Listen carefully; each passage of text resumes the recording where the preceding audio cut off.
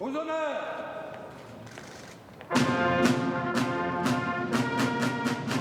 C'est au cœur de la cour d'honneur du Palais Princier que la première prise d'armes s'est déroulée sous les ordres du colonel Luc Fringant, commandant supérieur de la force publique.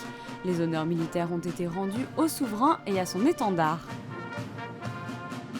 Le prince Albert II a ensuite remis les galons et décorations aux membres de la force publique, avant de décerner les médailles du travail et les médailles d'honneur au personnel civil du Palais Princier. Le commandant Norbert Facio.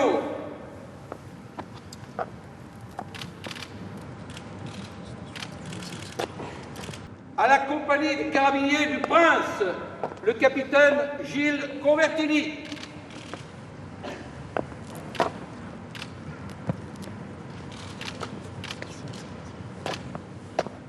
La médaille d'honneur de première classe en vermeil, récompensant 30 ans de service, est décernée à M. Gérard Bazin, jardinier, à M. Claude Masse, chef du service garage,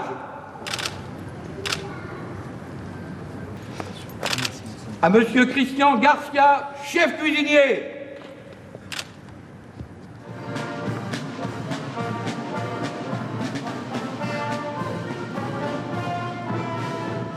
Les festivités se sont ensuite poursuivies sur la place du Palais avec la prise d'armes sous les ordres du colonel Luc Fringant et en présence du ministre d'État Michel Roger. Portez armes, reposez armes, repos, calme.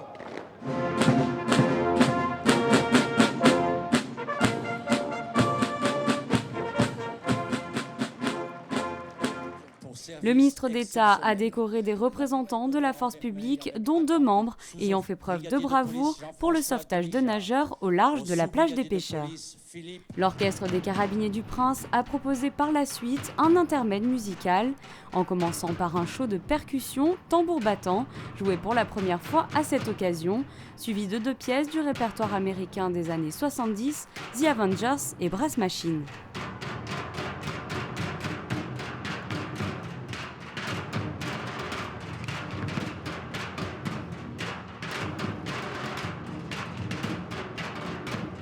Le traditionnel défilé a débuté aux alentours de 12h30 sur la place du Palais. L'orchestre des carabiniers ouvrait la marche, suivi par le colonel Luc Fringant, l'étendard du prince souverain, le détachement des carabiniers, puis ceux des sapeurs-pompiers et de la sûreté publique, avant de laisser place au défilé motorisé.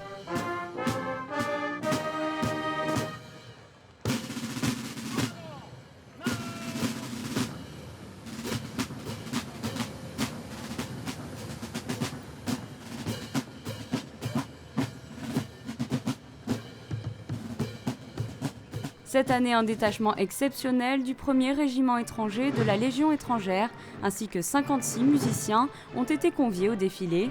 La principauté a de tout temps tissé des liens étroits avec la Légion. Le prince Albert II avait d'ailleurs été invité à la célébration du 151e anniversaire de la bataille de Cameron le 30 avril dernier.